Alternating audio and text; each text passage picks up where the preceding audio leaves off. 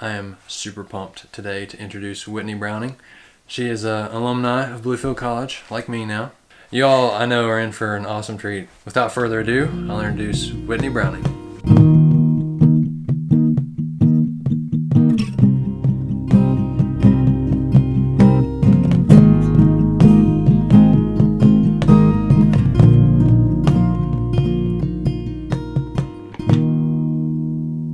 So the other night, I was just really struggling with some stuff and really upset. And I remember going outside and it was dark. And I was standing down at the bottom of my hill. And I was just thinking, I don't know what I'm doing. What am I doing with my life? That kind of thing.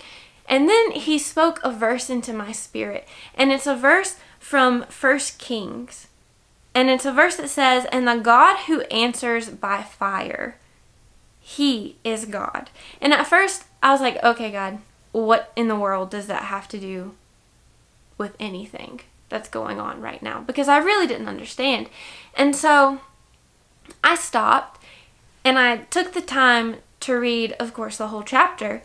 And so there had been this succession of kings that had come in, and they had not only brought in their false idols and caused the worship of false idols, but some had even tried to drive them out and drive out the false prophets, but others again would bring them back. And so there was this struggle going on of who are you going to worship?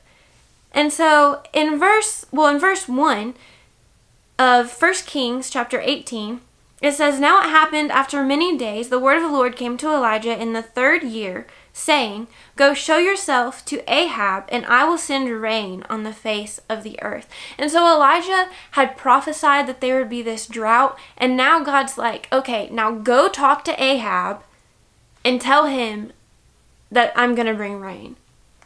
And so he goes, and then if you skip down to verse 17, when Ahab saw Elijah, Ahab said to him, "Is this you, you troubler of Israel?"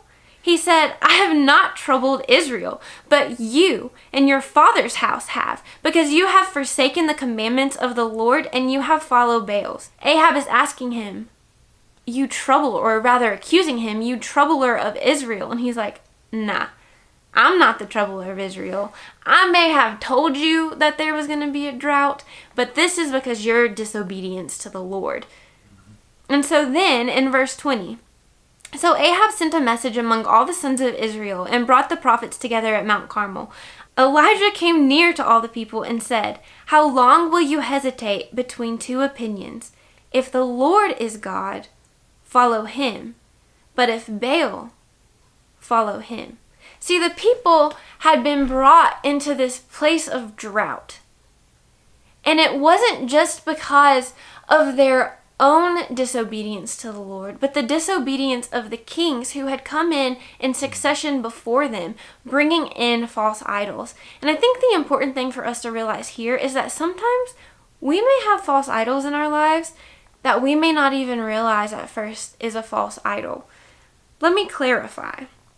A false idol or a false god, little g, is anything you put first in your life instead of the King of Kings and the Lord of Lords. And so here, these prophets have to make a decision, right? He asks them, "How long will you hesitate between two opinions?" And I think it's important for us to realize in a drought, or maybe in those times where we're questioning God and we don't know if he's real, or maybe we don't know what he's doing.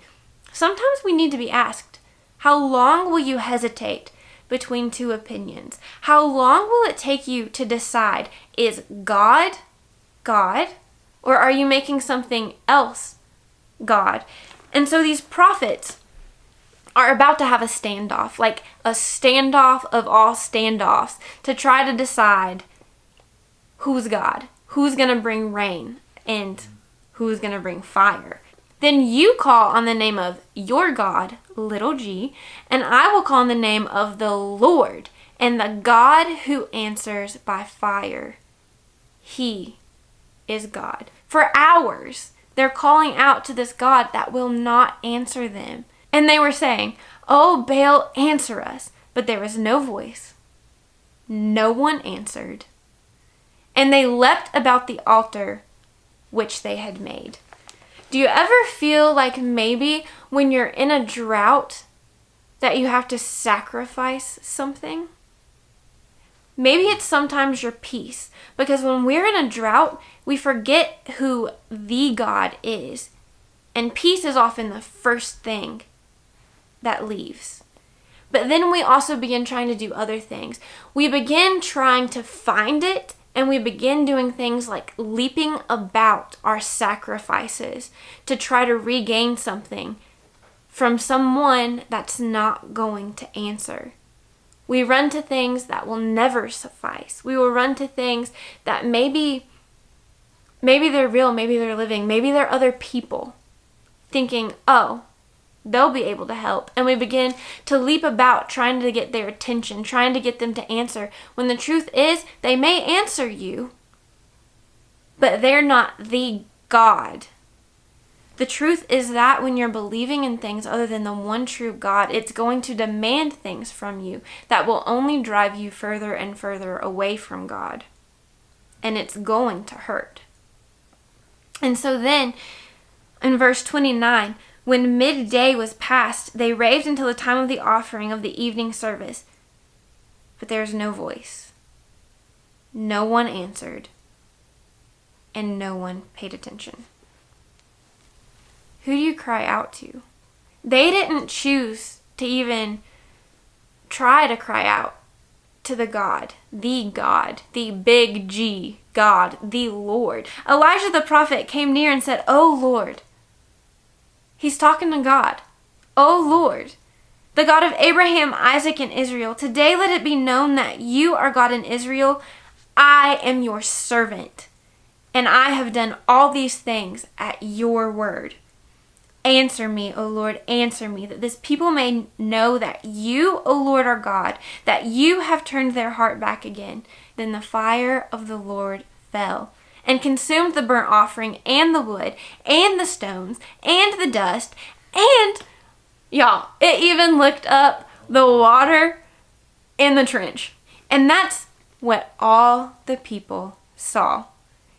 They saw it, and they fell on their faces before God. "The Lord, He is God," they said. "The Lord, He is God." Here is what is so important. No matter what, God will reveal Himself. We have to have our eyes open to see it. So Elijah said to Ahab, "Go up, eat and drink, for there's the sound of the roar of a heavy shower." So Elijah does exactly what God tells him to do.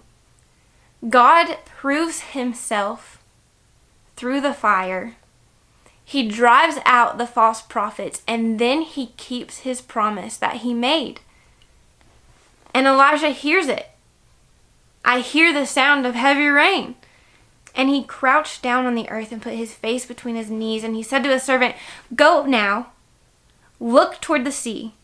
So he went up and looked and said, "Bro, there's nothing." But Elijah was like, "Go back, go back, go back." 7 times he made him go back. Why?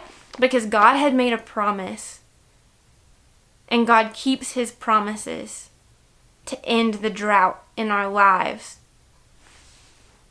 And so then it came about the 7th time that he said, "Behold, a cloud as small as a man's hand is coming up from the sea."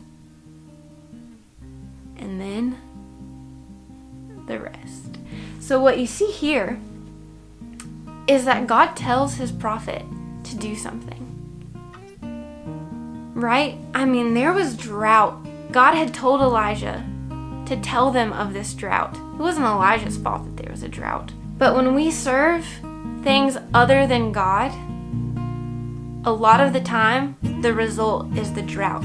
But the purpose of the drought is not for us to stay in it. No, the purpose of the drought is for us to learn from it. And the purpose of the drought is for God to be able to, at some point, prove to us who He is once and for all. That He's the one that's God, Not your friends, not your family, not that television show, not anything. He alone is God. And He wants to cut out those things in our lives that do not belong. Those things that will only drive us out and drive us further towards something else. So He proves Himself, and then He keeps His promise. And that's the most amazing part, and we have to recognize it. Even though we may not see it, we have to be able to say, I hear it.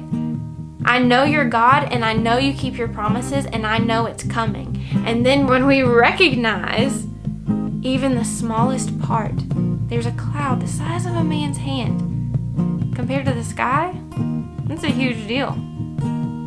But that's how we know that God's promise is coming. And He doesn't leave us in the drought.